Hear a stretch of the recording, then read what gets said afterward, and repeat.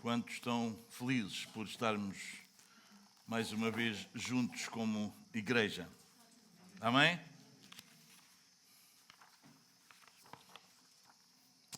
Graças a Deus. Muito bem, meus amados, vamos continuar o nosso estudo no livro de Salmos, não é? Estamos em que livro? Isso. Vai até que Salmo? O livro 1.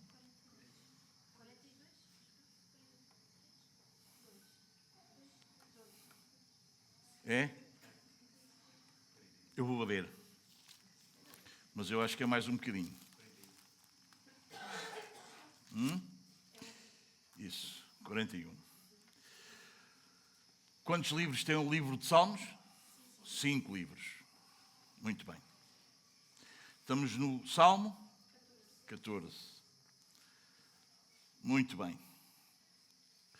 O título do sermão é A Loucura do Pecado e a Salvação do Senhor. Amém? Um bom título, não é? Espetáculo. Graças a Deus. Vamos fazer a leitura? Sim, meus amados.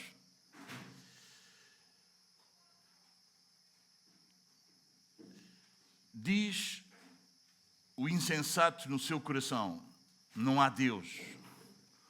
Corrompem-se e praticam abominação, já não há quem faça o bem. Do céu olha o Senhor para os filhos dos homens, para ver se há quem entenda, se há quem busca Deus. Todos se extraviaram e juntamente se corromperam. Não há quem faça o bem. Não há nenhum sequer. Acaso não entendem todos os obreiros da iniquidade que devoram o meu povo como quem come pão, que não invocam o Senhor? Tomar-se-ão de grande pavor, porque Deus está com a linhagem do justo. Meteis a ridículo o conselho dos humildes, mas o Senhor é o seu refúgio. Tomara de Sião viesse já a salvação de Israel, quando o Senhor restaurar a sorte do seu povo. Então exultará Jacó e Israel se alegrará. Amém. Até aqui a palavra do Senhor. Vamos só orar mais uma vez. Senhor nosso Deus e Pai, nós sabemos por experiência e pelas Escrituras que a Tua palavra é mais penetrante do que uma espada de 2 gumes. Senhor nosso Deus, usa hoje o Salmo 14 para expor a nossa verdadeira condição diante de Ti. Senhor, que nenhum de nós saia daqui depois de ouvir este texto, que nós não saiamos daqui iludidos sobre nós mesmos, mas humilhados e ao mesmo tempo consolados em Cristo. Dá-nos luz, Senhor, para entender, Senhor, e dá-nos a coragem para aceitarmos. Inunda-nos com a Tua graça para que possamos responder às Tuas sagradas letras com arrependimento e fé. Esta é a nossa oração, Senhor, que nós fazemos como Tua Igreja, como noiva de Cristo. E nele. Amém. Muito bem, meus amados, podem ficar sentados. Este é um salmo que foi escrito ao mestre de canto, o Salmo de Davi. Era um salmo que deveria ser lido e cantado num culto público, não num momento privado. É um salmo muito parecido, muito idêntico ao Salmo 53. Provavelmente o Salmo 53 usado noutro contexto, vocês percebem? E o tema central deste salmo é a loucura da humanidade, que rejeita a Deus, e a esperança na salvação, que virá de Sião, ou em Cristo, não é? Em Romanos 3, 10 a 12, já hoje ouvimos essa leitura, o apóstolo Paulo vai citar este Salmo 14 para nos demonstrar algo que nós já aprendemos, não é? Nos 5 pontos, a depravação total, não é? Uma depravação, não só o homem todo, mas todos os homens. Amém? Gostava de dividir em 3 pontos, de uma maneira simples. Primeiro ponto, dos versículos 1 a 3, o diagnóstico, a análise de Deus sobre a humanidade. Segundo ponto, dos versículos 4 a 6, a oposição dos ímpios ao povo de Deus e a resposta divina a isso. E o terceiro ponto, o versículo 7, o clamor por salvação, que, claro, aponta profeticamente para Cristo. Bom, vamos começar a estudar o versículo por versículo. Diz o versículo 1, diz o néscio no seu coração, não há Deus. Quando nós vemos aqui a palavra néscio, em hebraico, é Nabal. Nabal aparece no primeiro livro de Samuel, no capítulo 25, no versículo 25, e fala, o próprio nome quer dizer isso.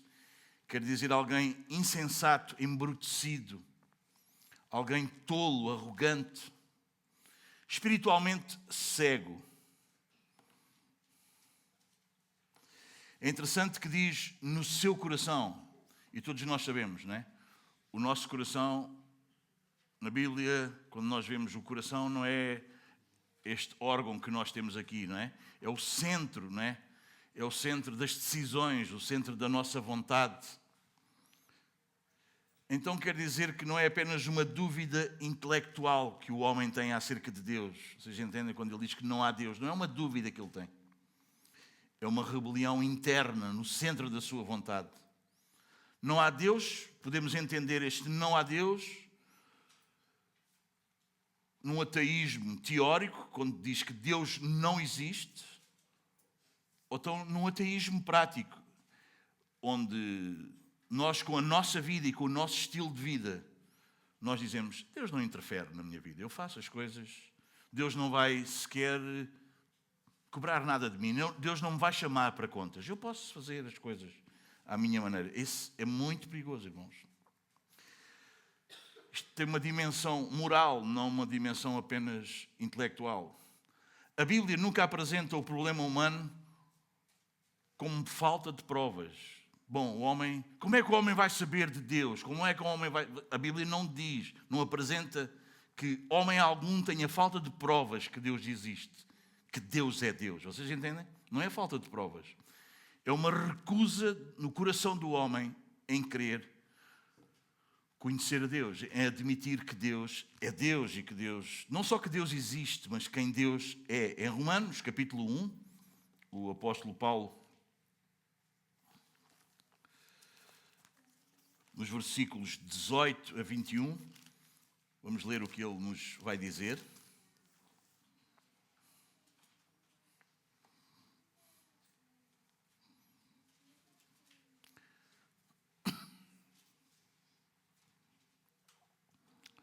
A ira de Deus, capítulo 1 de Romanos, versículos 18.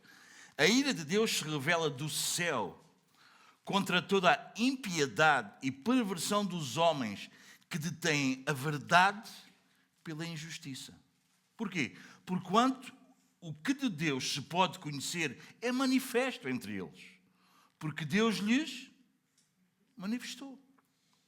Porque os atributos invisíveis de Deus, assim como o seu eterno poder, como também a sua própria divindade, claramente se reconhecem desde o princípio do mundo, sendo percebidos por meio das coisas que foram criadas.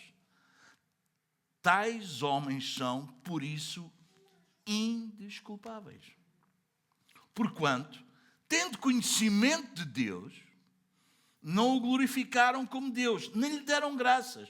Antes, se tornaram nulos em seus próprios raciocínios, obscurecendo-se-lhes o coração insensato. Tiago 2,19 diz, tu crês que há um só Deus?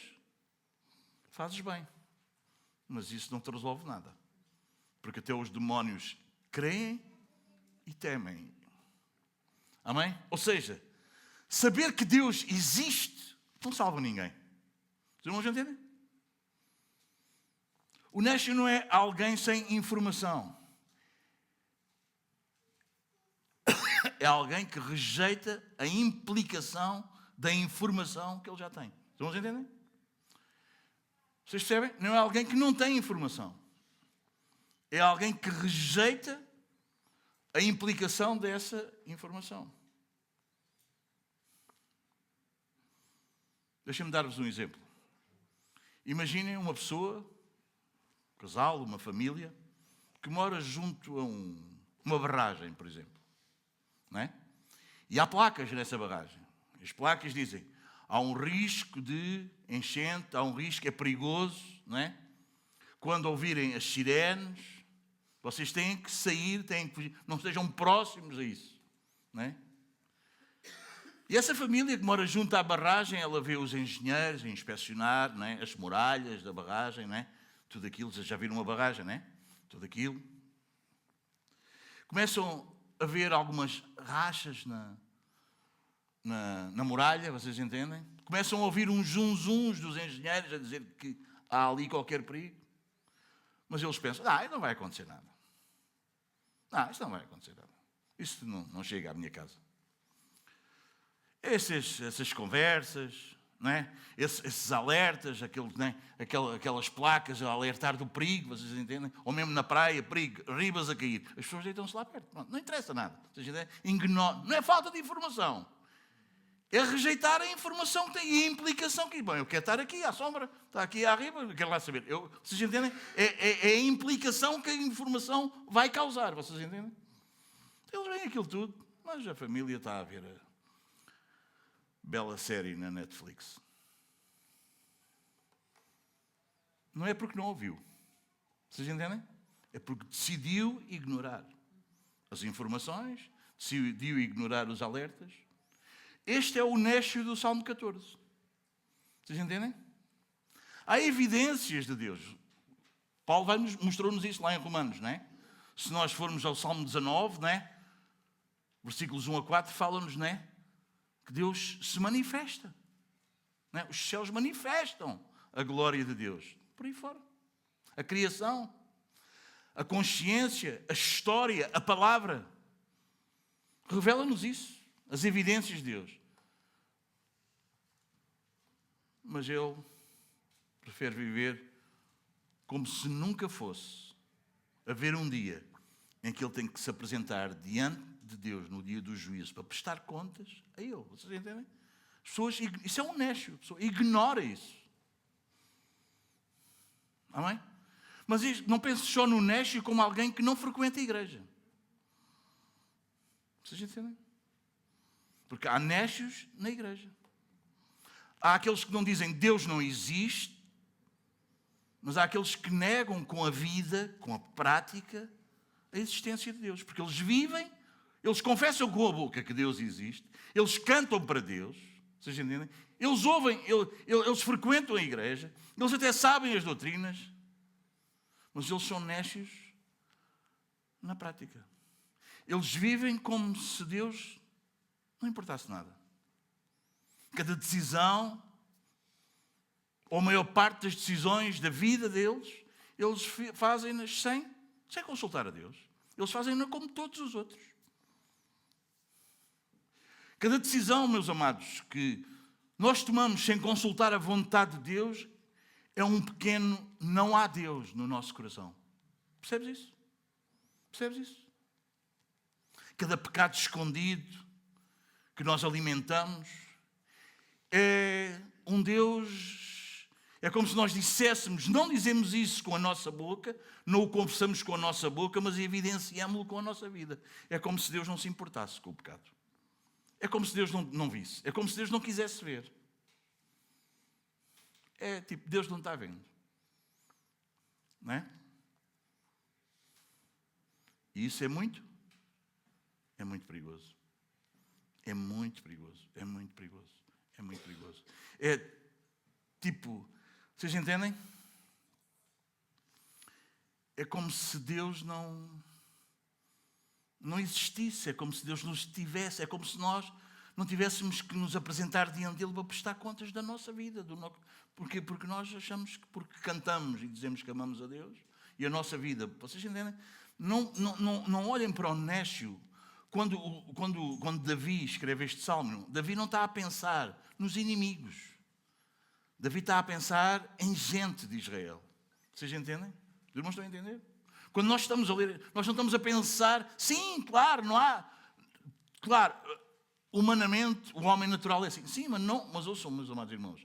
Há pessoas que caminham connosco na igreja que são assim. Que são assim. Vocês entendem?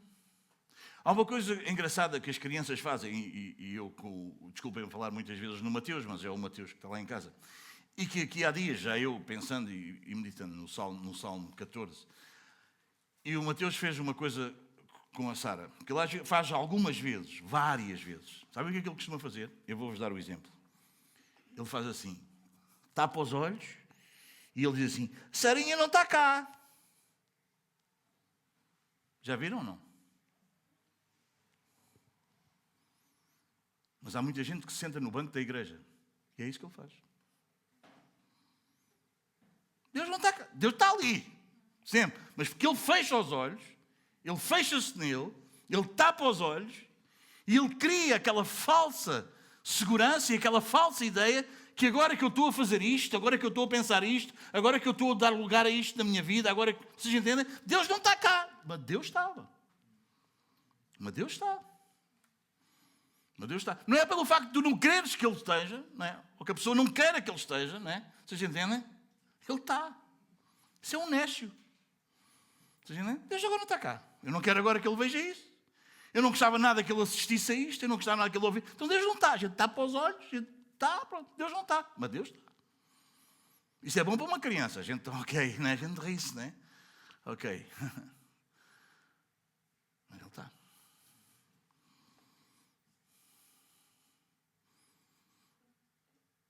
E diz o Néscio no seu coração: Deus não está, não é? Vocês sabem que Ele não é? Não está cá. É isso, meus amados irmãos.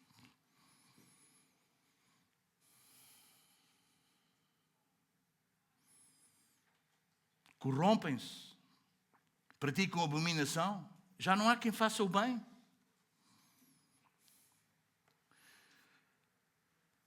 Corruptos. Sabe o que é uma coisa corrupta, irmão? Uma coisa estragada, deteriorada, arruinada.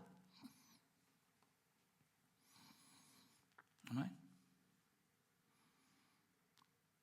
São pessoas corruptas. Está estragado. Vocês entendem? Está deteriorado. Vocês entendem? Está corrompido. Está arruinado. Não serve para nada. Esse é o Néscio. Já não há quem faça o bem. Vocês entendem? Praticam abominação. Eles são abomináveis. O termo usado aqui são para práticas que Deus abomina, que Deus odeia, que Deus detesta. Deuteronômio 18.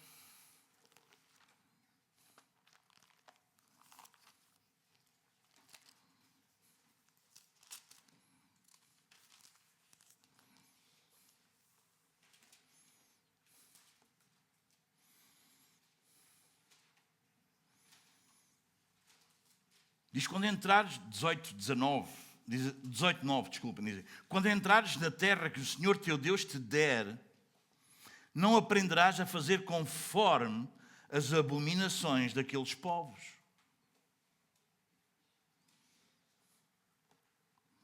Não é? Não dá para continuar a fazer. Mas... Desculpem.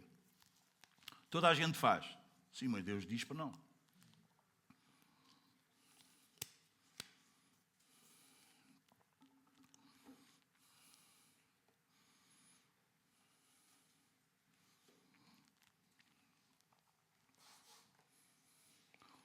O pecado é uma corrupção total, meus amados irmãos. Isso não quer dizer que todo o ser humano é o pior que poderia ser. Não é isso que quer dizer.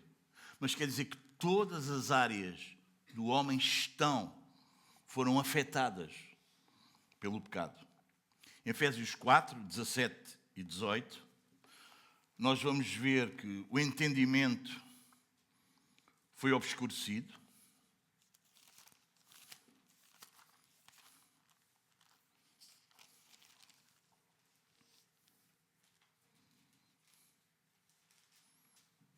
Isto, portanto, digo, e no Senhor testifico, que não mais andeis como também andam os gentios, na vaidade dos seus próprios pensamentos, obscurecidos de entendimento, alheios à vida. Vocês percebem? São alheios à vida de Deus. Por causa do quê? Da ignorância em que vivem. Derivado a quê? À dureza do seu coração. Amém? Os afetos, as relações de afeto, vocês entendem? São completamente distorcidas. No capítulo 1 de Romanos, olha o que Paulo vai dizer. Versículos 24 a 27.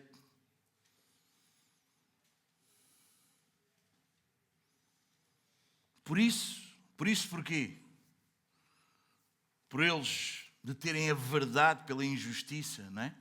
Por eles não buscarem a Deus, por eles taparem os olhos com uma crença de dizer, não está cá, não existe, não conta, vocês entendem? Disse, por isso, Deus entregou tais homens à imundícia, pelas concupiscências do seu próprio coração, para desonrarem o seu corpo entre si. Pois eles mudaram a verdade de Deus em mentira, adorando e servindo a criatura em lugar do Criador, o qual é bendito eternamente. Amém. Não, há gente que confunde cristianismo com humanismo. Há gente que põe o homem acima de tudo. Há gente que acha que Deus existe por causa do homem. Deus existe para pôr a vidinha boa no homem. Deus não é um fim em si mesmo. Deus só existe para nós termos uma vida melhor. Vocês entendem? É o Senhor dos aflitos e a Nossa Senhora das dores. Vocês entendem? Ele só existe para eu não ter problemas. Não é? Ele é um criado. Vocês entendem? Eles adoram mais a criatura do que o Criador, que é bendito eternamente. Eles fazem isso. Por causa disso, os entregou Deus a paixões infames. A gente diz, não foi Deus. Não, nós vemos a sociedade hoje como nós vimos, irmãos. Não é que Deus vai estar irado com eles. Quando nós vemos a sociedade na condição em que está, meus amados irmãos, não é que Deus se vai irar com eles no último dia. Isso é uma demonstração, vocês entendem? É algo visível, palpável para nós, que Deus está irado com essas pessoas. É por isso que Ele os entregou a essa condição. E as pessoas vivem nessa condição. Quais condição? Vocês percebem? Uma nação, meus amados irmãos, que vive como a nossa nação vive. Irmãos, esta nação, Deus está irado com esta nação. E por Deus estar irado é que as pessoas já vivem desta forma. Deus, por causa disso, os entregou Deus a paixões infames. Porque até as mulheres mudaram o modo natural de suas relações íntimas por outro, contrário à natureza. Semelhantemente, os homens, também deixando o contacto natural da mulher, se inflamaram mutuamente em sua sensualidade, cometendo torpeza, homens com homens, e recebendo em si mesmos a merecida punição em seu erro. Vocês entendem? Não é que Deus vai estar irado, é que Deus já está. Isso é uma manifestação. Vocês entendem? Da ira de Deus, que Deus entrega. Os irmãos entendem, meus amados irmãos? Amém?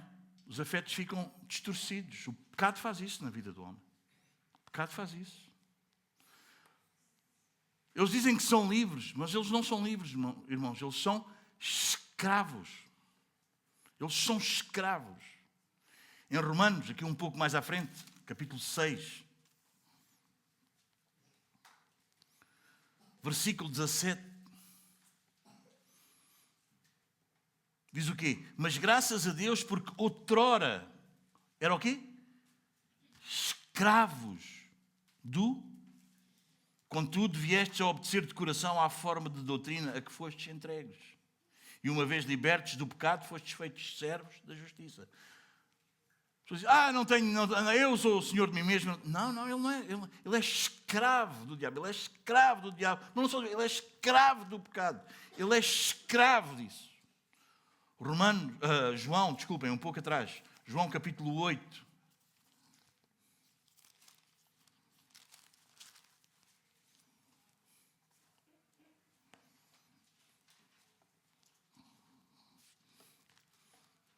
Olha o que Jesus vai dizer. Replicou-lhe Jesus, 8:34. Em verdade, e quando Jesus diz em verdade, presta atenção, porque isto é mesmo importante, isto é mesmo verdade. Ou seja, entendem? É como nós escrevêssemos hoje a negrite, é um realce, é para prestar atenção. Em verdade, olha que é mesmo verdade, olha que é mesmo assim. Em verdade vos digo, todo o que comete pecado é escravo do pecado.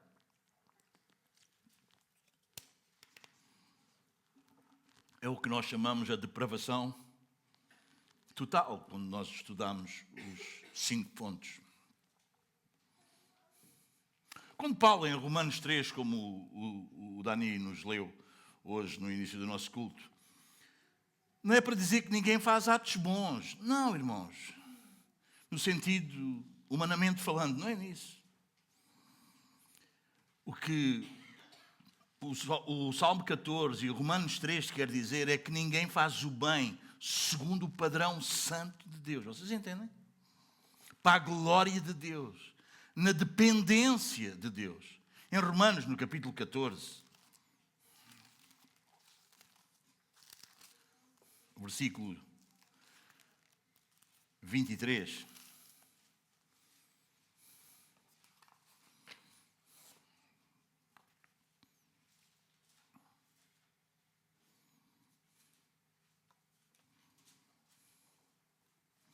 diz assim, mas aquele que tem dúvidas é condenado de se comer, porque o que faz não provém da fé.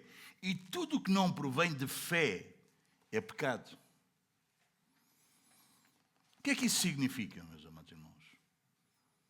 Tudo o que não provém da fé é pecado. O que é que isso significa para nós? O que é que isso significa? Significa que quando eu não estou a agir com uma consciência tranquila em relação à palavra de Deus, quando eu não estou a buscar obedecer a Deus, reconhecer que Deus é o Senhor de todas as minhas decisões,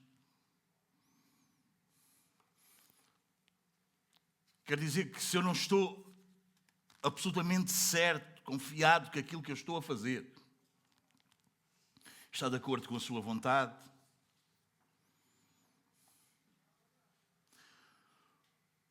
quando uma ação na minha vida ou na tua vida não nasce destas atitudes, meus amados irmãos, ela não é uma ação neutra. Ela é pecado. Percebes isso? Agir com consciência tranquila. Não estou a agir com consciência tranquila e vou fazer isso e não estou tranquilo. A minha consciência não está tranquila em relação à palavra de Deus acerca disto que eu vou fazer e eu vou agir. Isso não é uma coisa neutra. Isso é pecado. Nisto que eu estou a agir, eu estou a buscar obedecer a Deus ou fazer a minha vontade ou porque isto me vai safar. Isso é pecado. Não é neutro. Eu livrei-me, eu safei-me. Hoje vivemos no tempo do pragmatismo. Desde que funcione, está tudo bem. Não, isso é pecado. Tudo o que não provém de fé é pecado, é isso que quer dizer. Amém, meus amados? Sem fé, até aquelas ações aparentemente boas são pecaminosas.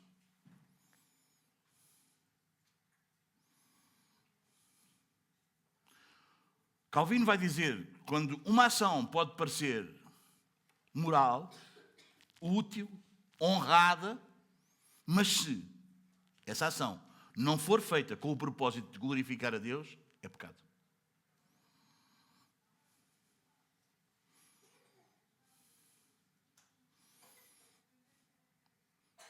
se eu não estou com aquela confiança de que eu estou a obedecer a Deus e à sua vontade, se isso não está a acontecer, isso é pecado. Ainda que isso seja muito útil, ainda que isso se pareça muito bem, ainda que isso seja muito moral, ainda que isso seja muito honrado, isso é pecado.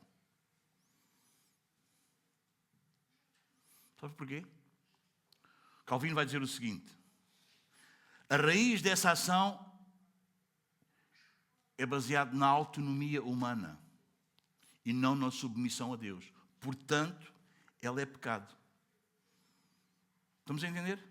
Os irmãos entendem? Os irmãos entendem? Estou a ser eu o meu Deus. É o homem, sou eu.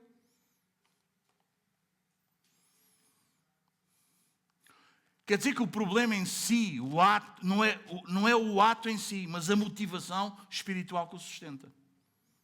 Os irmãos entendem? Está a ser claro para vocês, meus amados? Está a ser claro?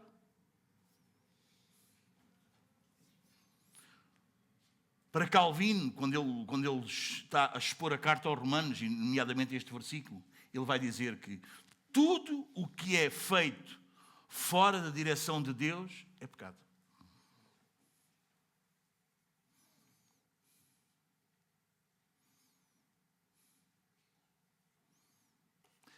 O ser humano, ele vai dizer que o ser humano vive por si mesmo, vive segundo os seus próprios desejos, opiniões, impulsos.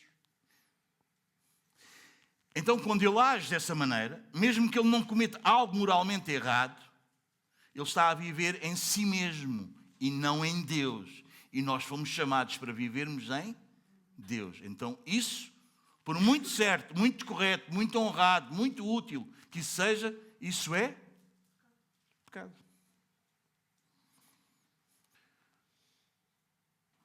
Para ele vai dizer, se Deus não é a causa, o objetivo e a medida da ação, ela não provém de fé. E, portanto, se enquadra como quê? Como pecado.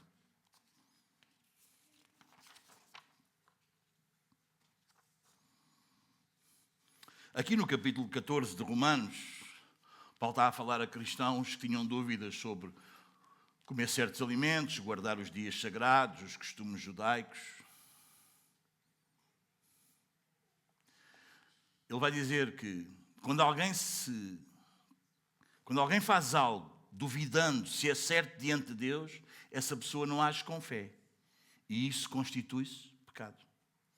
Não porque o ato é errado em si, mas porque a pessoa não age com confiança de que ele está a obedecer a Deus. E se tu ou eu não agimos com confiança que ao fazermos isto ou aquilo, eu tenho a confiança que ao fazer isto eu estou a obedecer a Deus, eu estou absolutamente convicto, certo, pela palavra que eu estou a obedecer, estou a fazer a vontade do meu Pai, se isso não acontece, isso é pecado.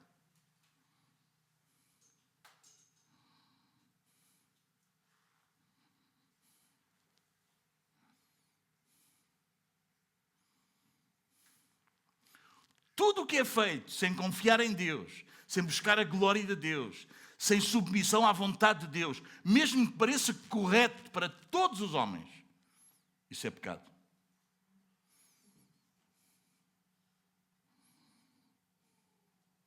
Não é uma definição moral limitada a regras, vocês percebem? Mas é uma definição relacional da minha relação com Deus e espiritual. Pecado é agir desligado de Deus. Vocês entendem? Isso é pecado. Amém, meus amados?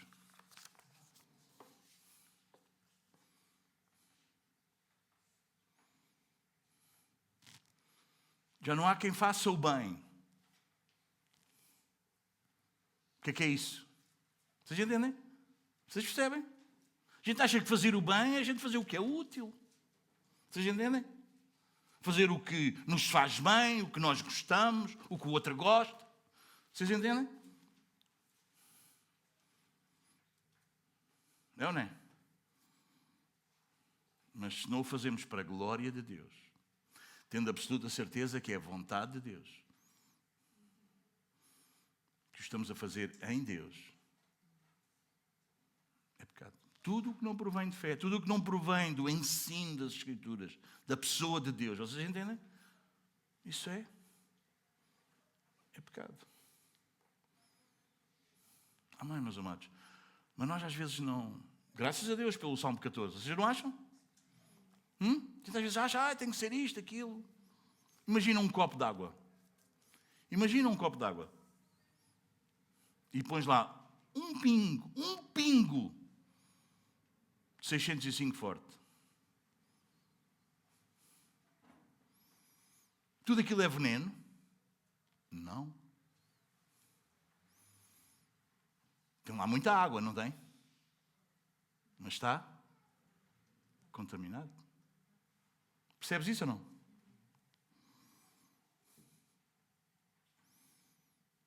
Assim é a natureza humana, irmãos. Após a queda. Claro que ainda há no homem traços da imagem de Deus. O homem consegue raciocinar. Ele consegue criar. Ele é criativo. Ele tem algum senso moral. Mas a verdade, irmãos, é que tudo isso está contaminado pelo pecado. Consegues perceber a imagem? Percebes? Consegues perceber? Vocês entendem? Não é tudo. Não, está contaminado. E esse não há quem faça o bem. Mas não faz o bem, porque está contaminado, irmãos. Este versículo vai matar a ideia de... Bom, no fundo, vocês entendem, quando você está diante de alguém que morreu, hoje por acaso, nós, lá na obra, estava a brincar com os donos da obra, porque lá no sítio onde o Dani caiu na obra estão 2 ferros espetados. E já não estava lá agora as pranchas para subir, estava só os ferros. E eu pensei, bem, isto vai tropeçar aqui e alguém vai cair aqui outra vez. Então havia lá um bocado de rofo meio, aquilo é um material, não é? Então nós metemos dois paus lá espetados nos ferros que estavam no chão e metemos esse bocado de rofo meio encostado para quem passasse não caísse lá ou não tropeçasse naquilo. Aquilo parecia mesmo uma lápide, uma campa, estás a entender? Então eu pus-me a brincar à frente daquilo e diz, olha, aqui jaz, não é? E depois estavam lá os donos daquilo e eu ao lado disse, era tão boa pessoa, não é? Lá no fundo era boa pessoa, não é? Porque eu queria chegar a uma conversa com eles, não é? Vocês sabem, não é? E essa é sempre a conversa, porque a ideia é que lá no fundo é boa pessoa. Lá no fundo, toda a gente tem algo de bom.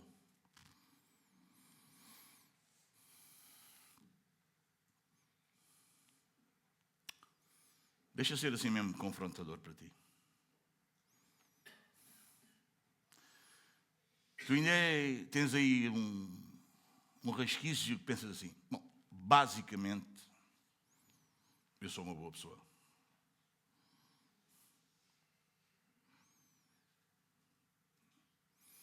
Alguns sorrisos vocês já denota. Alguns denunciam-se pelo sorriso. Alguns conseguem manter a coisa que ninguém consegue detectar o que é que se passa. Alguns denunciam-se pelo sorriso. Não é? Lá no fundo, basicamente eu sou uma boa pessoa. Não é isso que Deus diz. Esse não é o diagnóstico de Deus. Já te percebeste disso ou não? Bem, nós que somos habitados pelo Espírito diz, a Gina está a fazer assim. Bom, nós até, pela graça, nós chegamos lá. Mas dizer isso a alguém que não é habitado pelo Espírito, não é? O que é isso? Não é? É por isso que o Evangelho não é para gente boa. Jesus disse, bom, eu não vim para os bons, para os sãos. Quem é que chama um médico se está impecável? Quem é que liga para a saúde 24 se não está doente? Mas o nosso problema ainda é mais grave, né? Como nós temos visto, é que a gente não está doente. A gente está mortos.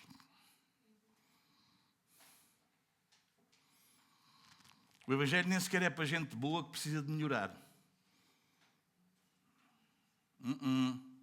Estamos lá? O Evangelho não é, bom, eu não sou muito mau, mas o Evangelho vem e melhora-me aqui, ainda fico melhor. Bom, já não era. Não é? Uma pessoa muito próxima de mim, que eu não quero denunciar, porque nem sequer está entre nós, Já a Magela dizia, eu fui sempre boa pessoa, toda a gente gostou de mim. Ela ficou um bocadinho melhor depois de começar a virar, mas ela já era boa pessoa. Não é isso que Deus diz. Não é isso que Deus diz. Não é isso que Deus... eu sempre fui boa pessoa.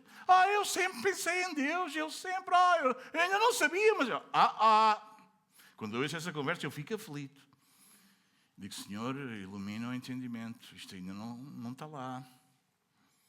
Não percebeu. Não entendeu ainda.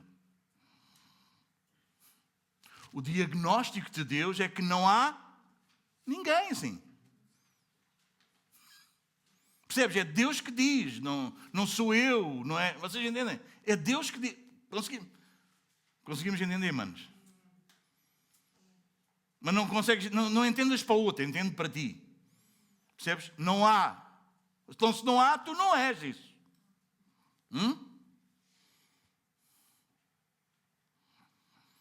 Eu não sabia, mas eu já não sei quê. Eu nunca coisa, mas eu sempre tive... Claro, não tiveste nada. Tu és um belo de um artista. Porquê é que dizes isso? Não sou eu que digo, é Deus que diz. É Deus que diz. Não é? Quando eu ouço alguém vir com essa conversa, não é? Vocês entendem? Não é? Bem, eu sim, era um drogado. Eu sim, ainda bem que Jesus salvou o Domingos, porque ele era um miserável, um drogado. Sim, era isso. Mas talvez tu nunca te drogaste, talvez tu nunca roubaste, talvez tu nunca mentiste como eu menti, enganaste as pessoas como eu enganava, mas tu não prestas, amigo. Não prestas. Até as nossas melhores obras fora de Deus são trapos imundos. É o trapo da mulher que está com o período e está cheio. A gente entende? É isso que Isaías diz. São trapos de imundícia. Então, ninguém quer aquilo. Mas há gente que se acha... Não, eu nunca. Amigo.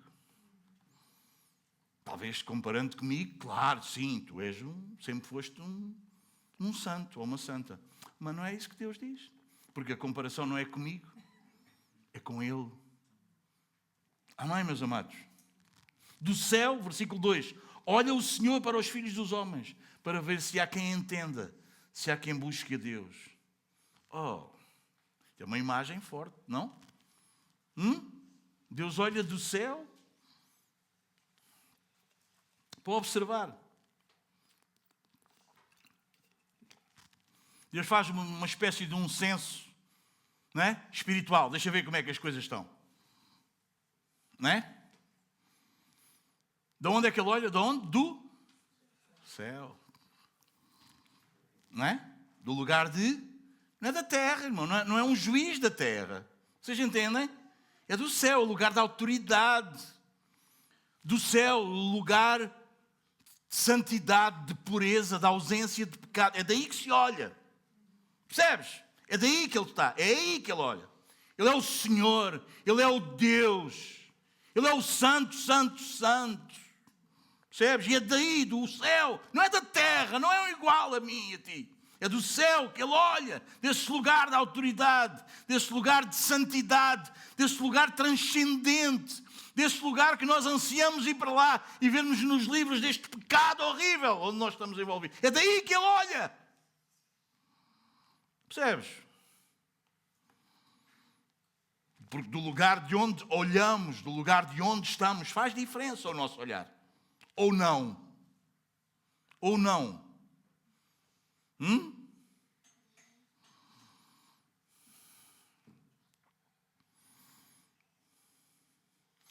Faz diferença eu sair de uma casa limpa, arrumada, eu viver nesse ambiente, vocês entendem? E chegar a uma casa e ver tudo desarrumado, tudo virado para... Aquilo é um choque para mim.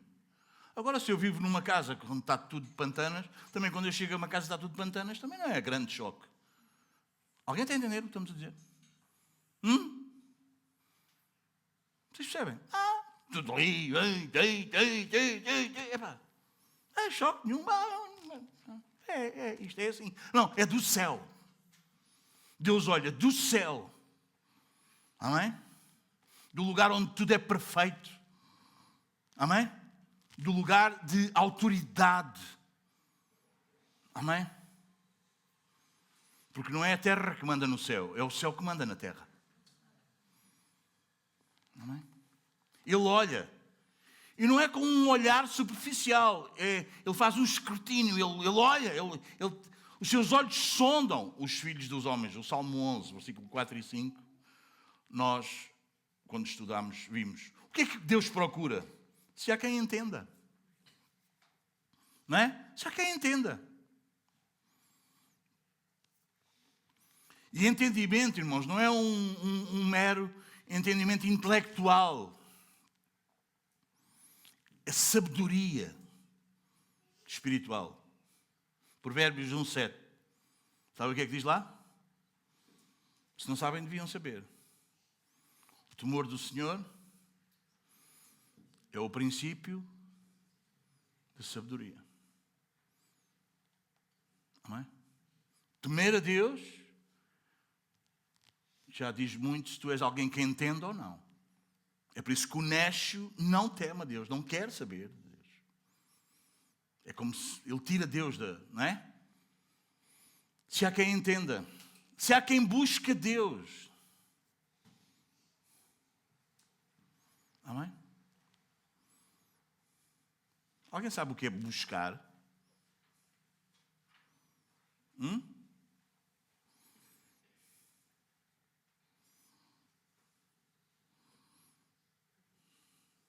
Lembras da mulher que andava a buscar a moeda perdida? Isso é buscar. Não é? Tentar encontrar.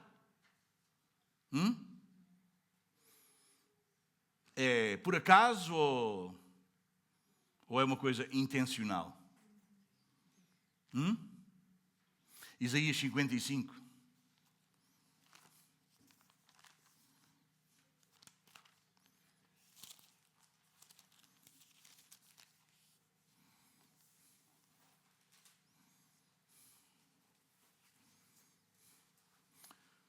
Versículo 6, o que é que diz?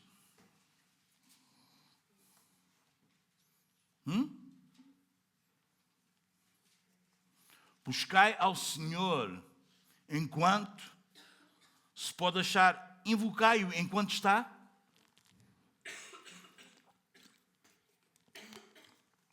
Deus olha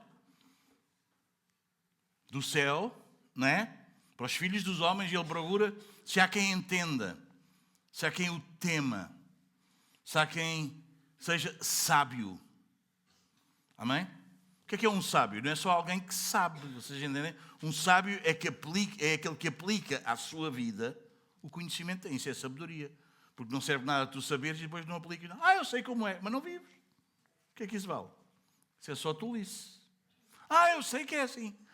Esse versículo, eu conheço esse versículo. Eu também conheço esse versículo. Há gente que é campeã de versículos. Sabe os versículos todos da Bíblia. Do blá, blá, blá. Mas depois a gente olha para a vida. Sabes o versículo. Tu não sabes o versículo. Tu recitas o versículo. Porque tu soubesses o versículo, tu vivias o versículo. Não é? Se há quem busque, Deus olha. Se há uma intenção.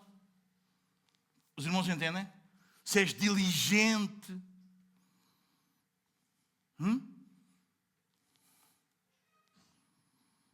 Jeremias 29. Um bocadinho à frente aqui. De Isaías.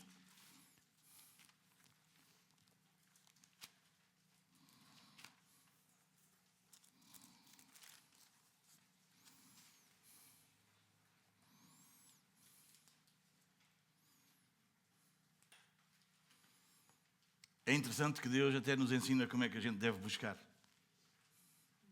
Jeremias 29, 13. Buscar-me-eis. O facto de Deus dizer para tu buscares não é que Ele se esconde, que Ele não quer ser encontrado. É que Deus quer que tu desejes encontrá-lo. Quantos pais e mães já fizeram aquela brincadeira que o filho que esconde-se atrás do sofá, esconde-se atrás da porta e está mais desejoso que o filho encontre não é? Ele esconde-se, mas não é para se esconder. Ele esconde-se só pela alegria de ser. Não é? Quando a criança vai, ai, a gente deixou lá o braço de fora. Até para, se ele não encontra, até mete todo de fora. Só para. Isso é Deus. Quando Deus diz para buscares, não é que Ele se esconde de ti porque Ele não quer estar contigo. Ele quer ver em ti o desejo de ser encontrado. Porque Ele quer ser encontrado. Percebes? Se há quem busque, se há quem o deseje, percebes? Quando tu acordas e a primeira coisa que pensas é no trabalho, no que é que vais comer ao pequeno almoço, sei lá, em tanta coisa e não pensas nele. Sabes o que é que Deus está? De novo dia, uma nova oportunidade, misericórdia de Deus na nossa vida. E sabe o que é que Deus queria? Era só ser encontrado. Ele não está ali se calhar está, sei lá, está a pasta de dentes, sei lá, está a banheira para tomarmos banho, está o lavatório para lavarmos, está isto. Mas sabes, detrás disso tudo, com um grande desejo, é Deus, que Deus quer ser encontrado. E às vezes Ele precisa de pregar-nos uma rasteira ao meio-dia para nós o buscarmos. A gente tropeçou e... Podia ter sido no primeiro segundo, na primeira hora, no primeiro minuto. Percebes? Buscar-me-eis. E não é vocês nunca mais me vão encontrar, é buscar-me-eis e me achareis, se me buscardes de todo o vosso coração.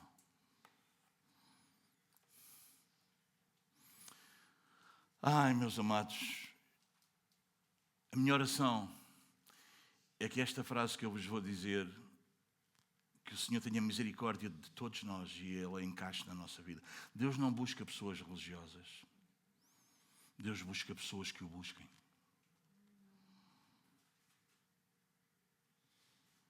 Amém, meus amados?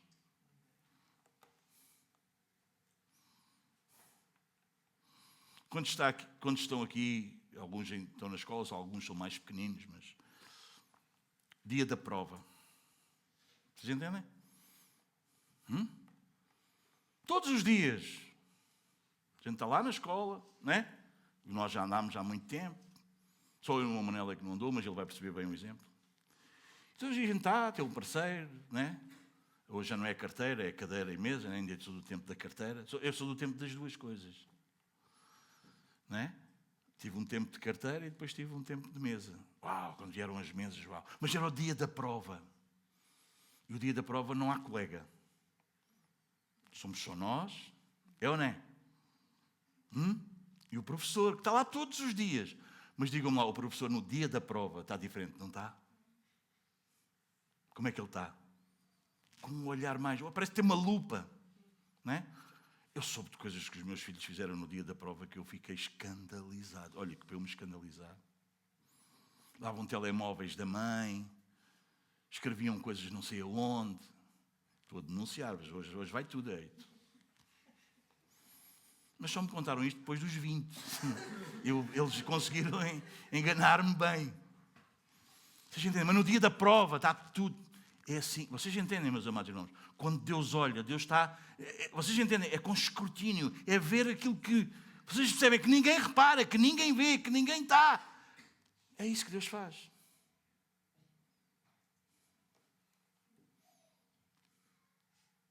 Deus está a olhar, a ver se nós simplesmente existimos, se nós simplesmente fazemos assim umas coisas boas.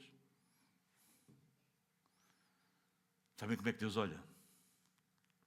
Deus está a olhar para os homens, para os filhos dos homens. Ele está a olhar para ver quem é que o conhece, quem é que o busca.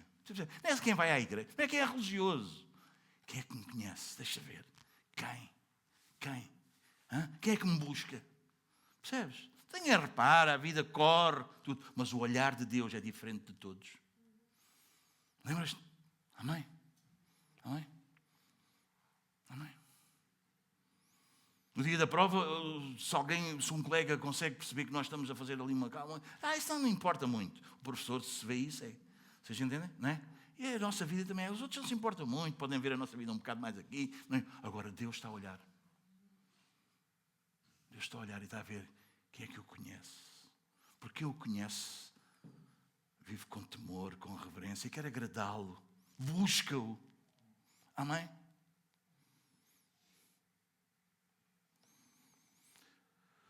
E nós vimos no Salmo 14 que a resposta de Deus é negativa. Quando Deus inspeciona, Deus diz, não há quem entenda. Não há quem busque a Deus. Meus amados, não há quem, por natureza, espontaneamente, busque o verdadeiro Deus. Não há, isso não existe. Jesus disse, eu muitas vezes cito este versículo em João 6,44. Ninguém pode vir a mim se o Pai que me enviou não o trouxer. Isso mostra a nossa completa, não é imensa, não é grande, é completa necessidade da graça de Deus na nossa vida, como nós temos aprendido. Versículo 3. Todos se desviaram e juntamente se corromperam. Não há quem faça o bem, não há nenhum sequer. Aqui Davi intensifica mais ainda. Ele diz que não é um ou outro, ele diz todos. Ele universaliza a coisa. É todos, sem exceção. Se desviaram.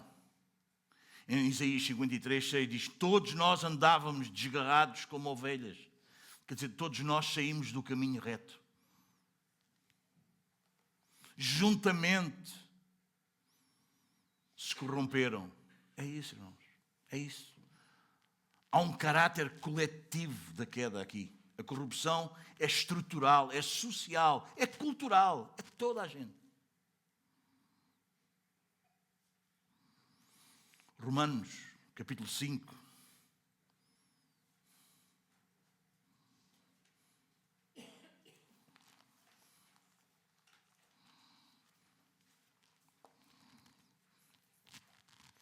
Versículos 12. Mostra-nos que em Adão todos pecaram. 12-19.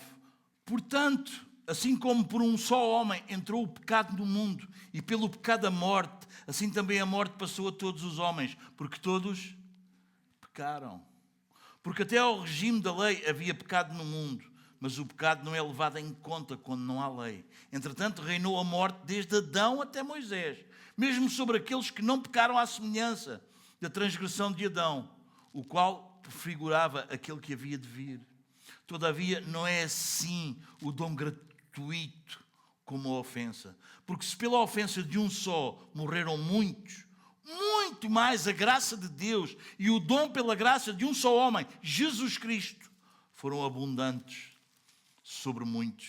O dom, entretanto, não é como no caso em que somente um pecou, porque o julgamento derivou de uma só ofensa para a condenação, mas a graça transcorre de muitas ofensas para a justificação. Se pela ofensa de um e por meio de um só reinou a morte, muito mais os que recebem a abundância da graça e o dom da justiça reinarão em vida por meio de um só, a saber, Jesus Cristo. Porque assim como por uma só ofensa veio o juízo sobre todos os homens para a condenação, assim também, por um só ato de justiça, veio a graça sobre todos os homens para a justificação que dá vida. Porque, como pela desobediência de um só homem muitos se tornaram pecadores, assim também, por meio da obediência de um só, muitos se tornarão justos. Percebes como é que Deus vê a humanidade como uma só massa? Uma só massa que está sob condenação. Cristo é o último Adão. Ele é o cabeça da nova humanidade. Quem está em Cristo, nova criatura é. Há uma nova criação. Vocês entendem? Nós somos salvos pela graça por meio da fé. Isto não vem de nós. É dom de Deus. Não vem da carne para que ninguém se glorie. Porque todos nós somos feitura sua. Criados em Cristo Jesus para as boas obras. Amém?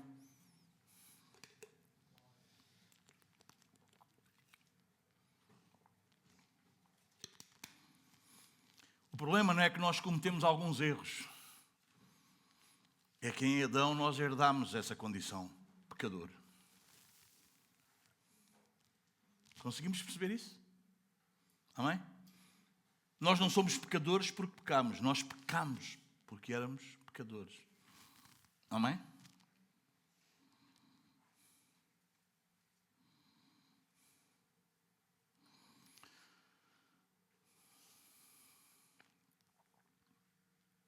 Tu tens humildade para reconhecer isso? Ou não, meu irmão?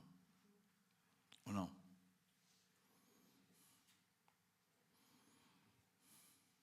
Tens humildade para reconhecer isso? Todos nós partimos da mesma condição. Não sei se fizeste pecados assim, pecados assados, não interessa. Interessa a tua condição, e a condição é de pecador. E isso deve ser uma consciência que nós temos. Irmãos, é por isso que é tão importante a doutrina. Sabes porquê, meu amado? Porque a doutrina faz uma coisa connosco que o homem natural não gosta. Sabes o que é que a doutrina faz connosco?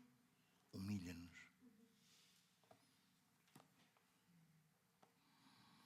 Sabes o que é que o ensino fiel às Escrituras faz connosco? Humilha-nos. Mas eu tenho boas notícias para vocês. Tenho boas notícias para vocês. A doutrina humilha-nos para que a graça nos exalte. Percebes isso? Consegues entender isso? A doutrina humilha-nos, não é? Mete-nos para que a graça nos exalte. Tiago 4,6.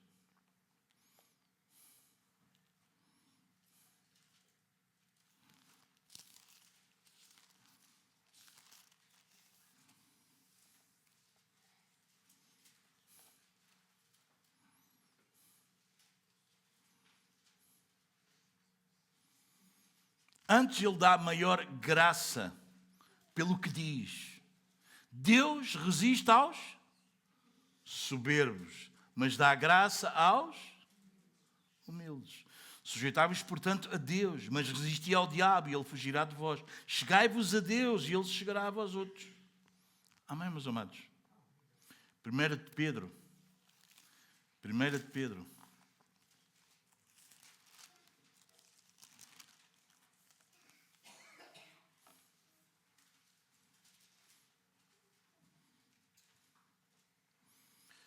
Capítulo 5, versículo 5, diz assim: rogo igualmente aos jovens, sede submissos aos que são mais velhos, outros sim, no trato uns com os outros. Cingi-vos todos de humildade. Porquê? Porque Deus resiste aos soberbos, contudo, aos humildes concede a sua graça. Humilhai-vos, portanto, sobre a poderosa mão de Deus, para que Ele, em tempo oportuno, vos exalte. Amém? Amém, meus amados? A doutrina humilha-nos, sim. Não, e o homem hoje não gosta de ouvir isso. A humanidade não gosta de ouvir isso. Não valemos nada, não prestamos para nada. Vocês entendem? Isso é horrível, não é? O que o pessoal quer é autoestima. Tu és bom, tu consegues. Olha para dentro de ti. Amém? Agora a gente vai para uma igreja que diz que eu não presto para nada, que não vale nada. O que é isso? Isso deixa-me... Pois é, meus amados, mas ainda hoje eu estava a falar com algumas pessoas, eu estava a dizer a elas: isto não é sobre mim, nem sobre ti. É sobre Ele. Sobre Ele. Eu sei, a religião é bom, seja ela qual for, ajudar as pessoas. Mas isto não é sobre pessoas, é sobre Deus. Percebes? A religião gosta muito de falar das pessoas. O Filho de Deus gosta muito de falar sobre Deus. Isto não é sobre nós, é sobre Ele. Não é sobre uma vida melhor, é sobre a vida dele. Estava a ver, se vocês conhecem um pouco de história, vocês vão perceber porque é que cristãos morriam pendurados em madeiros. Em Roma já não havia madeira para pendurar cristãos. Porquê é que eles morriam isso? A religião só faz um grupo de gente safada. Quer se safar de tudo, como se Deus nos safasse de tudo. É só gente safada, irmãos. Mas Deus não gera gente safada. Deus gera filhos livres para o exaltar e para o adorar, onde Ele é o fim e o principal de todas as coisas. E Ele colocou em nós um novo amor. Percebe? Um novo amor. Nós amamos-lo, o que nós queremos é que Ele seja exaltado. Nós queremos é que Ele apareça. Nós não queremos aparecer, nós não queremos ser aplaudidos. Nem sequer queremos que Deus seja reconhecido pelo que Deus nos faz. Queremos que Deus seja conhecido por quem Ele é. Eu podia dizer, Deus tem feito tanta coisa maravilhosa na minha vida. Eu podia estar aqui todo o dia com vocês a descrever coisas maravilhosas que Deus fez na minha vida. Mas isso não é isso. Eu não quero que Deus seja reconhecido por vocês. Eu quero que vocês o conheçam. Amém, meus amados? Não é sobre nós. É sobre Ele. Claro que Deus é bom. Claro que Deus faz coisas incríveis. Verdade ou não? Meus amados, mas é sobre Ele. Versículo 4. Acaso não têm conhecimento os obreiros da iniquidade, que comem o meu povo como se comessem pão e não invocam o Senhor? Obreiros da iniquidade. Gente que pratica obras más. Amém? Obras más. Jesus em Mateus 7 diz que não é o que me diz Senhor, Senhor, que entra no reino dos céus. Não é? Mas aqueles que fazem a vontade do meu Pai. Apartai-vos de mim, vós que praticais a iniquidade. Mas eles diziam Senhor, Senhor. Não é? Diz que praticais a... Apartai-vos de mim. São obreiros. Não são pecadores ocasionais. Aconteceu pecar. Não é isso. Não é isso que o versículo 4 nos está a dizer. Vocês percebem? Eles são obreiros. A vida deles, eles preparam-se para pecar. Vocês entendem? A obra deles é pecar. Eles são profissionais do pecado. Amém? Amém? É como se fosse um trabalho.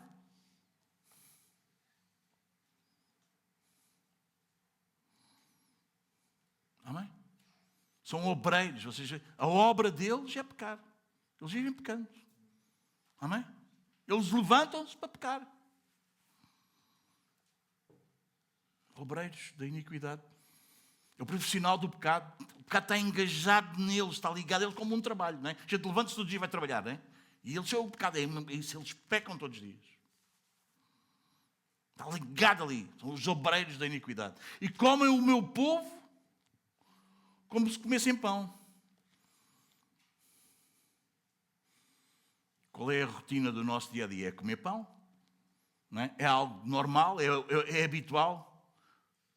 E para esses obreiros da iniquidade, do pecado, meus amados irmãos, é para eles oprimir os cristãos, explorar, perseguir os justos, torna-se algo normal.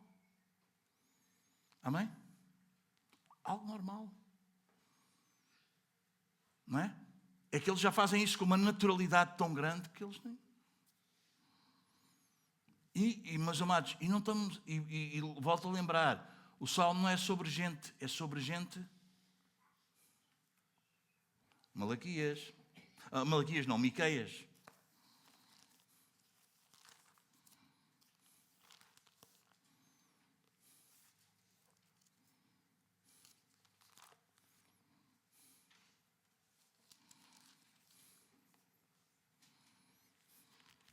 Capítulo 3.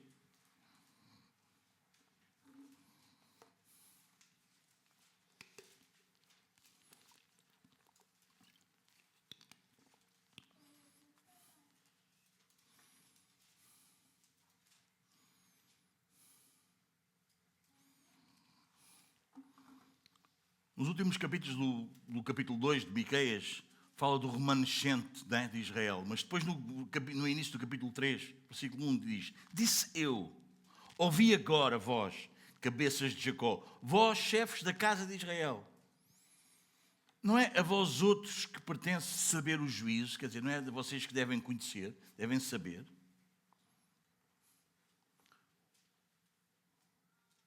Versículo 2. Os que aborreceis o bem e amais o mal,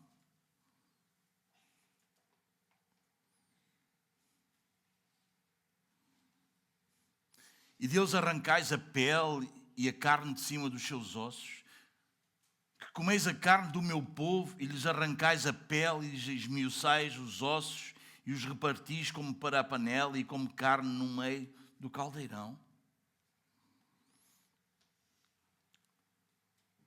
Irmãos, há líderes em igrejas que eles só fazem isso ao povo. Eles não querem saber se o povo vive uma vida santa. Eles querem saber é se eles estão lá para levar o dinheiro, para contribuírem para a grande visão do apóstolo, do pastor, percebe, do líder. Tem que acompanhar a visão do líder. Vocês não estão bem porque vocês não estão a acompanhar a minha visão. Vocês entendem? Eles exploram, eles tiram, eles amam o mal, não o bem. E não deviam ser eles que conheciam o juízo? Meus amados irmãos,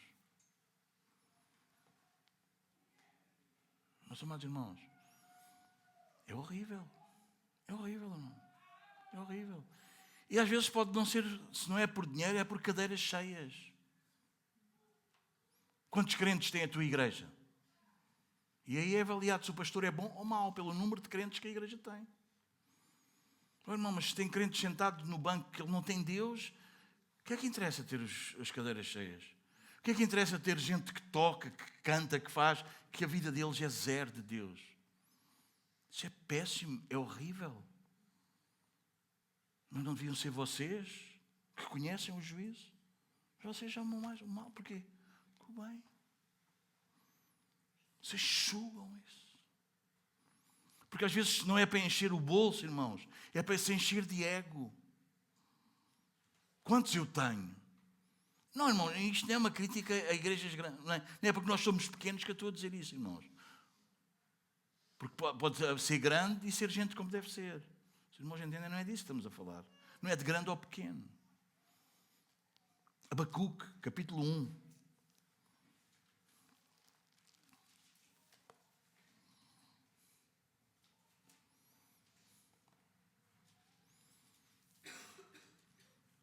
O profeta vai interceder porque ele fica numa...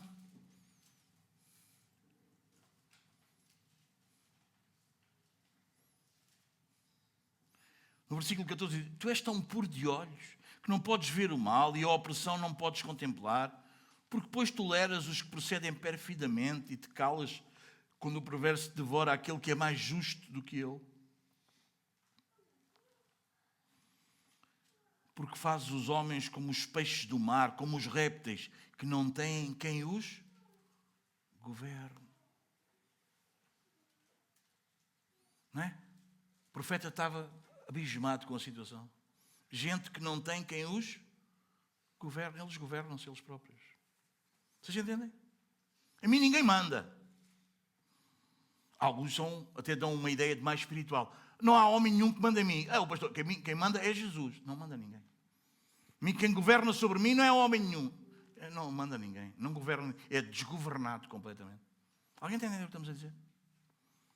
Eles são como os peixes, como os répteis. Vocês entendem? Não há quem os governe. Eles de tudo ao molho. Amém? Não invocam o Senhor.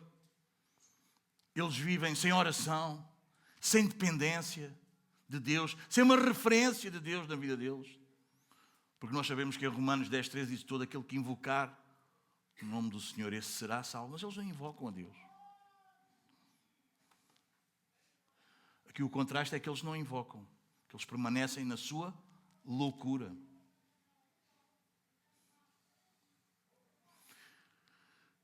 Pensem num sistema, meus amados irmãos, completamente injusto, onde o lucro é à custa da dignidade, do trabalho dos outros, onde as pessoas tratam, onde os superiores, os chefes, os líderes, os governantes tratam as pessoas como números,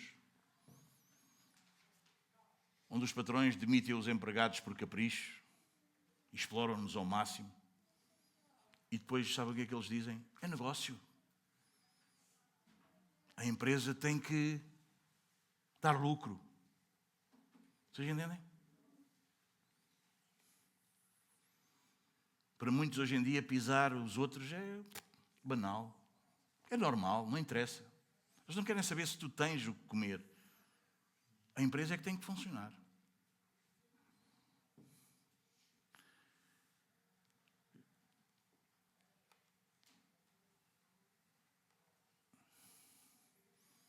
É desse povo que trata aqui o Salmo. Um povo que usa-se dos outros.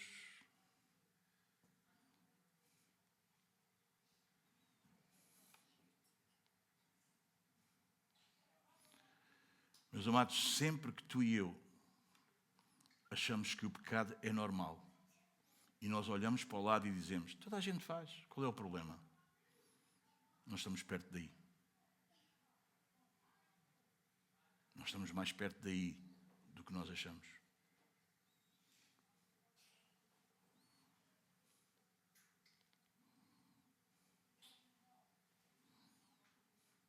Líderes espirituais que usam o rebanho em vez de servi-lo encarnam bem estes versículos.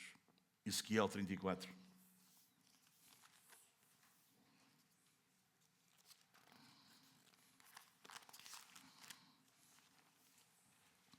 Versículos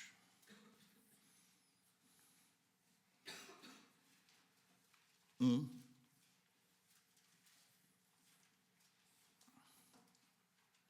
a 4, ou primeira parte do 5. Diz assim: veio a mim a palavra do Senhor dizendo: Filho do homem, profetiza contra os pastores de Israel, profetiza e diz-lhes: assim diz o Senhor Deus, ai dos pastores de Israel que se apacentam a si mesmos. Não apacentarão os pastores as ovelhas? Comeis a gordura, vestivos de lã e degolais o cevado, mas não apacentais as ovelhas? A fraca não fortaleceste? A doente não curaste? A quebrada não ligaste?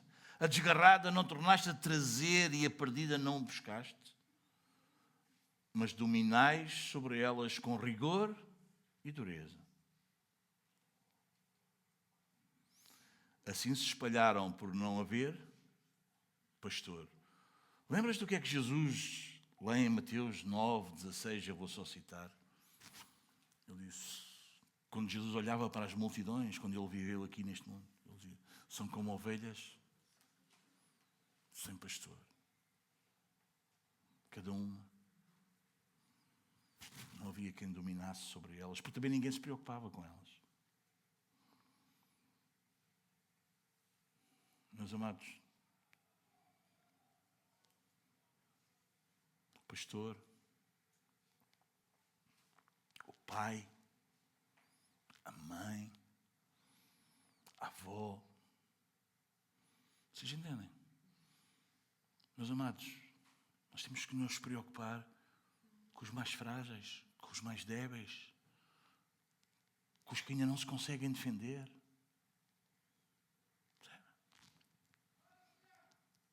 Minha alma sangra a pensar hoje em jovens, em crianças, que eles enfrentam nas escolas.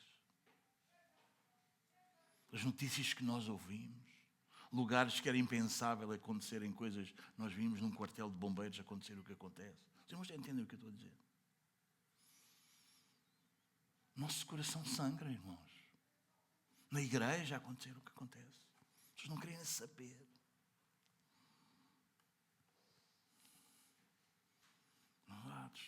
Temos que querer saber. Temos que querer saber.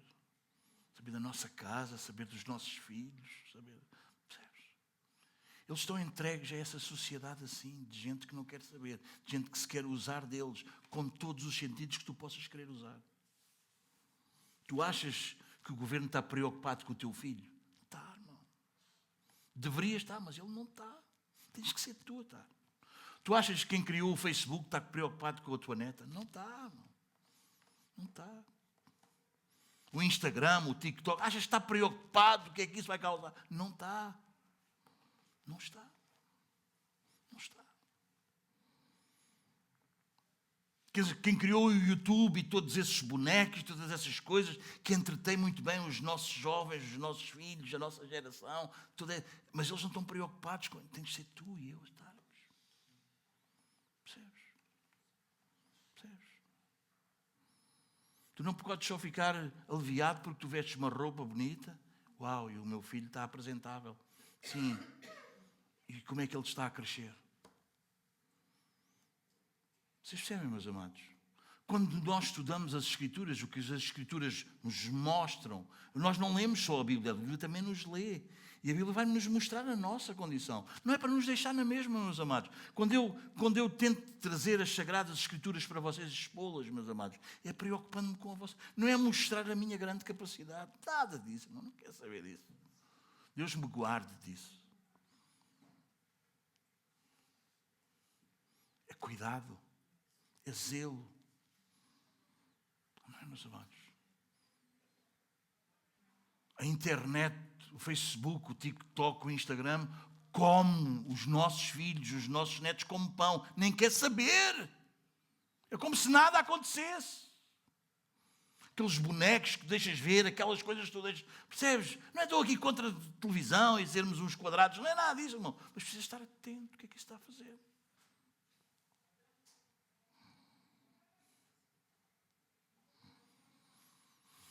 Amém. Amém. Quando é chamado à escola, falar com o diretor da turma, falar com o professor, e ele quer impingir na mente dos teus filhos de tenra idade que tudo aquilo é normal e tu é que és atrasado porque tu quer comer. Não, não é tudo igual, não é tudo a mesma coisa. E o filho é meu, não é vosso. E o neto é meu, não é vosso. E nós temos o dever de guardar, de proteger, de cuidar. Não é, meus amados irmãos? Vamos ser perseguidos? Vamos. Vão nos odiar? Vão, irmãos. Se odiaram o nosso Senhor Jesus, achas que vão aplaudir a ti? Oh, irmão, se te aplaudem demais, alguma coisa está errado. Se tu queres agradar a homens, não podes ser servo de Cristo. Não, irmãos, não dá. Não dá, não dá, não dá. Percebes que a coisa vai indo, e vai se entranhando. Está na tua casa e na minha. Percebes? Vai indo. Está lá. Precisamos ter cuidado. Versículo 5. Tomar-se-ão de grande pavor, porque Deus está com a linhagem do justo. A inversão aqui é dramática. De repente, tomar-se-ão de grande pavor.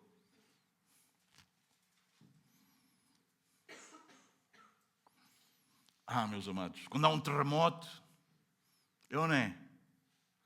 Quando há uma guerra, quando há um tsunami, é ou não é? Tudo aflito, é ou não é? O que é que se vai fazer? Juízo de Deus. Juízo de Deus. Deus intervém, eles enchem-se, toda a sabedoria deles, a capacidade deles, tudo aquilo, uau! Zero, bola. E é só um vislumbre do juízo final. Apocalipse 6, 15 a 17 diz que os grandes, percebes? Os grandes, os poderosos, vão se esconder debaixo dos rochedos e clamar para que a ira... Vocês entendem? Os grandes, os poderosos, vão estar cheios de medo do Cordeiro. Tenhas medo. Tenhas medo. Deus é o refúgio dos justos. Tenhas medo de enfrentar. Pode parecer que eles são mais poderosos. Pode parecer que eles vão ganhar. Não vão. Apocalipse garante, a igreja vai vencer. Deus está com a linhagem do justo. Enquanto o ímpio ignora a Deus, Deus está comprometido com o seu povo. A palavra de Deus não diz o justo não sofrerá. Não. Diz que Deus está com ele. Isaías 43. Eu sei que tu sabes este versículo, mas se calhar é só mesmo só para tu sublinhares na tua Bíblia. Quando passares pelas águas, eu serei contigo. Quando pelos rios eles não te submergirão. Estás aí? Isaías 43, 2. Quando passares pelo fogo, não te queimarás, nem a chama arderá em ti. Mateus 28, 20. Sabes o que é que diz? Eis que estou convosco até à consumação. Ele não disse que não passávamos por problemas. Ele só disse, temos companhia. O Senhor é o meu pastor. Nada me faltará. Nem o vale da sombra da morte. Não falta nada. Não falta nada. Há pastos verdejantes, há águas tranquilas. Não é? Mas Ele quer-me ajustar por veredas apartadas, caminhos justos. Porque Ele quer purificar a minha fé. E ainda que eu passe pelo vale da sombra e da morte. Porque a morte para nós é só uma sombra, irmãos. Você já viu o caminhão, já viram aqueles caminhões grandes de tiro? Às vezes a sombra do caminhão apanha-nos, não apanha? Olha se fosse o caminhão. A morte não nos apanha mais, meus queridos. É só a sombra da morte. Se vocês um dia ouvirem dizer, olha, o Domingos morreu. É mentira. É mentira. Não é verdade. Jesus diz, aquele que crê em mim, ainda que esteja morto, viverá. É só a sombra. E faz toda a diferença. Faz toda a diferença. Sabe porquê? Porque nós já morremos. Nós já morremos. Nós já morremos naquela cruz. Nós já morremos. Já morremos para nós mesmos. Para o nosso eu. A morte já nos alcançou, já. Agora nós vivemos uma vida ressurreta. A ressurreição. Não morremos mais. Ainda que eu passe pelo vale da sombra da morte, a tua vara e o teu cajado me consolam. Amém? Acompanhados. Não estamos mais sozinhos. Sabes aquela criança que é intimidada? Hoje chamam isso bullying. Vocês entendem? Eu sofri muito bullying. Fui muito intimidado. Eu era bem pequenino. Bem pequenino. A minha alcunha era o anão. Bem frágil. Filho de uns alentejanos, deslocados para o Algarve. Pobres. Vocês entendem? Bem pequenino. E vocês sabem como é que é as crianças, não sabem? Nós somos tão mal. Hoje em dia, tadinho de mim. Eu nem sei como é que eu não tenho tanto trauma. Mas sabem, tinham os filhos dos patrões da minha mãe que eram suecos e eles batiam-me sempre que eu ia para casa. Eles esperavam-me, eles faziam... Eles batiam. Mas aquilo ficava perto do trabalho onde o meu pai trabalhava. Para os pais deles. Sabem qual era a minha alegria? E eu sabia que ia ficar tudo bem. É quando era perto das 5 horas, o meu pai aparecia com a enxada às costas. Ele nem precisava dizer nada. Eles fugiam. O meu pai e o teu pai vai aparecer. Eles hoje oprimem-nos. Eles hoje fazem de nós o que eles quiserem fazer. Fazem, irmãos, fazem. Ridicularizam-nos. Nós vamos ver isso nesse salmo. Parece ridículo a nossa vida. Parece ridículo os nossos pensamentos. Parece ridículo o nosso estilo de vida. Parece que a gente somos uns atrasados. Não tem problema. O riso deles vai virar pavor. Este salmo garante-nos que a vergonha do justo vai ser transformada em honra. Ao dia que o Senhor vai dizer, eis aqui ainda os benditos do meu Pai. Amém? Vós quereis frustrar o conselho dos humildes, mas o Senhor é o seu refúgio. Os humildes confiam no Senhor, o seu conselho, a sua decisão. Não é? Qual é a decisão dos humildes? Viver pela fé, confiar em Deus, obedecer à sua palavra. O que é que eles vão fazer de nós? O que é que eles fazem connosco? Ridicularizam-nos, tentam atrapalhar a nossa vida, tentam nos destruir no meio do caminho.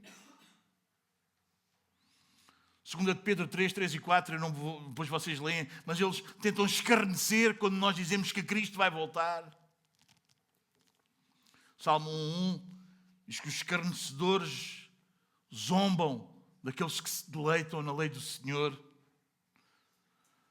Mas o que nós sabemos é que o Senhor é o nosso refúgio. Amém? Salmo 46, não é? O Senhor é o nosso refúgio, socorro bem presente no dia da angústia. Amém? Isto não é uma... Vocês entendem? Isto não é uma poesia, isto não é uma metáfora toda bonita. Não, isto é uma realidade espiritual, meus amados. Amém? Deus protege, Deus sustenta-nos, Deus guarda-nos. Deus guarda-nos, irmão. Sabes porque é que tu ainda não perdeste a fé? Por causa do poder de Deus. Deus guarda-nos. Se tu és um dos que és fiel a Cristo, o mundo, a cultura, em algum nível, ele vai tentar frustrar-te. Pressionando para tu pecares, ridicularizando a tua obediência. Que mal é que tem? Minimizando a tua fé como se isso fosse uma coisa que não valesse nada. Isso é o que vai ser feito. Isso é o que é feito dia a dia.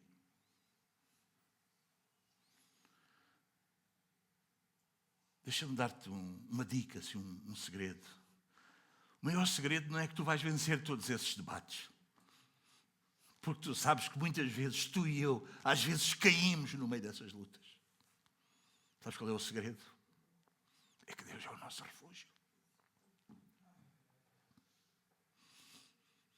É que Ele é o socorro bem presente. Aqui não diz que nós vamos vencer todas. Aqui diz que Ele vai lá estar sempre. Tão bom. Tão bom. Tão bom. Isto não é uma desculpa para eu e tu pecarmos.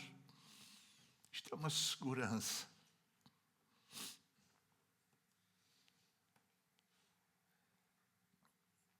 Versículo 7 e vamos terminar.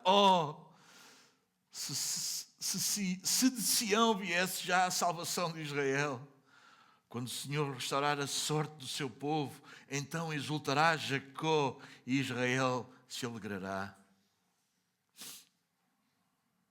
De Sião viesse a salvação. E veio. Jerusalém, não é? O lugar do templo, Sião, não é? O lugar da presença de Deus.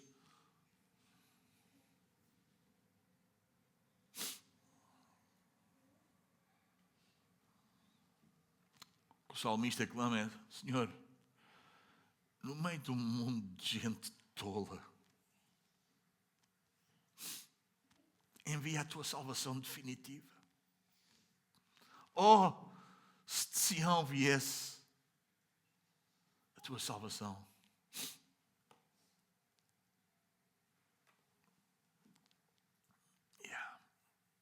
E veio.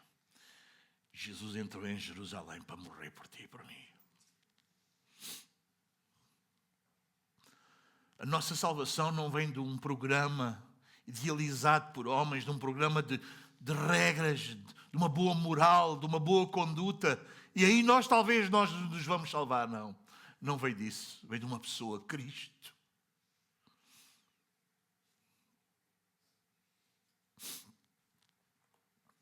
Em Hebreus 12, deixa eu ler mais um texto. Só mais um bocadinho. Vocês aguentam, não aguentam? Aguentam, não aguentam, meus queridos? Só mais um bocadinho. Não há nada como nós lermos a Bíblia, lermos as Escrituras. Hebreus 12.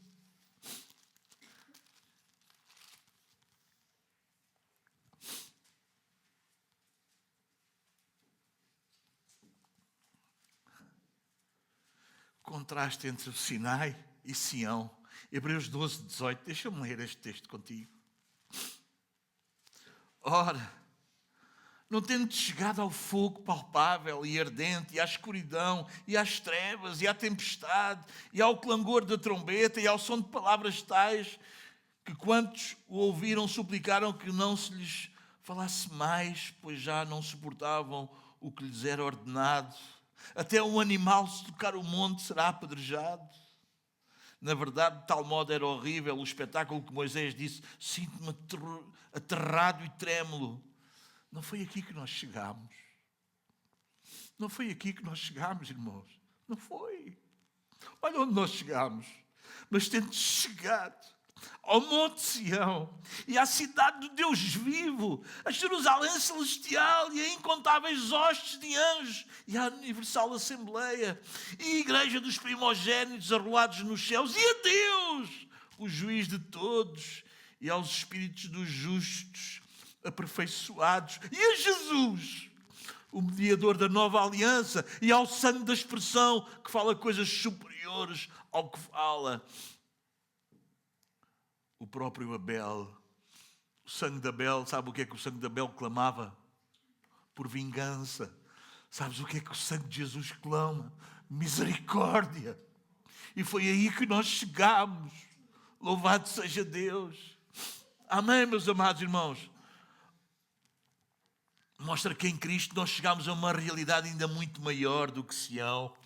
Do que um Sião. Chegámos ao Sião, à Sião celestial, à nova aliança no sangue de Cristo. Cristo é o justo perfeito que não se desviou.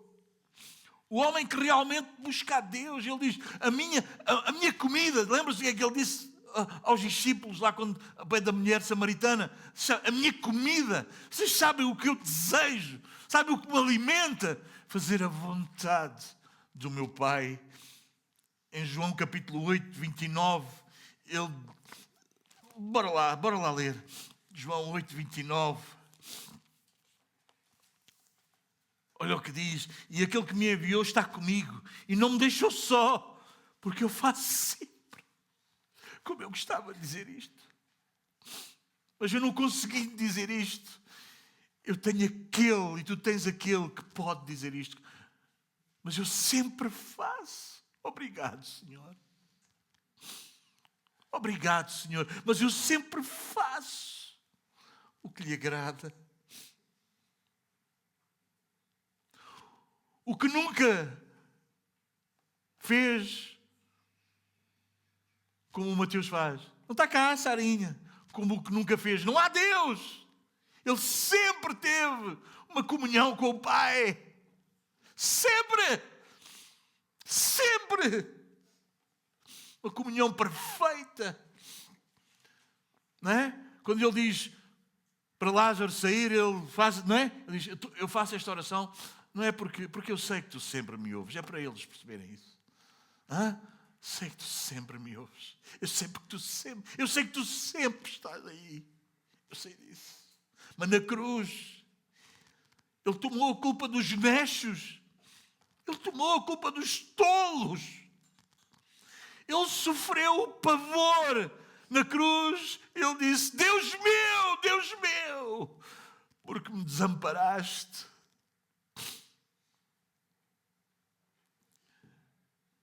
Por causa disso, ele se fez o nosso refúgio. Ele sabe quanto tu sofres, o quanto custa, o quanto dói. Ele sabe o que é a tentação. Ele sabe isso tudo. Ele é o teu refúgio. Ele é o nosso refúgio. Ele vai restaurar a sorte do seu povo. É uma linguagem de restauração, de retorno, de renovação. Aponta para os novos céus e para a nova terra.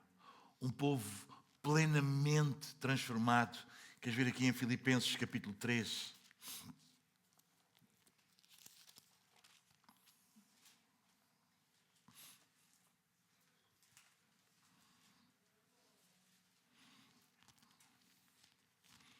Versículos 20 e 21 diz assim, pois a nossa pátria está nos céus, de onde também aguardamos o Salvador, o Senhor Jesus Cristo, o qual transformará o nosso corpo de humilhação para ser igual ao corpo da sua glória, segundo a eficácia do poder que Ele tem de até subordinar a si todas.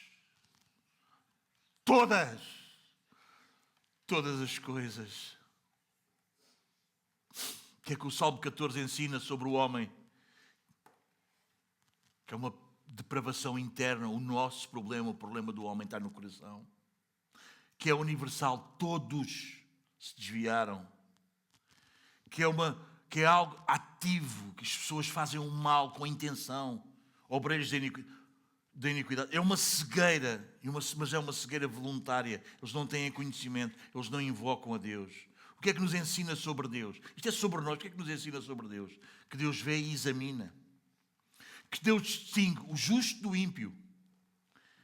Que Deus é o refúgio dos humildes e a fonte da salvação. Ele aponta-nos para Cristo. Cristo é a resposta, a salvação que vem de Deus para um povo incapaz de se salvar a si mesmo. Deixa-me dar-te umas dicas. Meu querido, minha querida, Igreja do Senhor Jesus, abandonem completamente a ilusão da bondade própria. Nós não. Para de te comparar aos outros. Compara-te à santidade de Deus. Isaías 6, 1-5. 1-5. Percebes a visão de Isaías? No ano em que morreu o rei Uzias, eu vi o Senhor.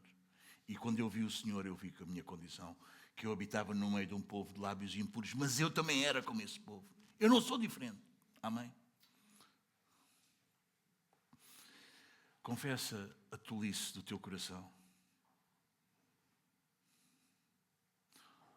Onde é que, na prática, tu tens vivido como se Deus não existisse? Nas tuas finanças? Na tua sexualidade? No perdão? Nas tuas prioridades?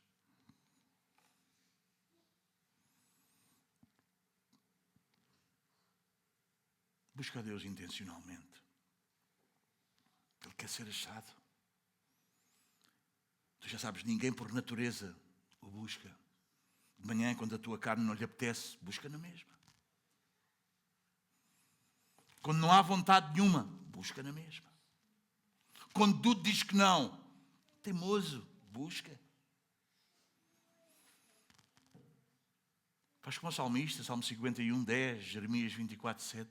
Um coração, Senhor, dá-me um coração que te busque.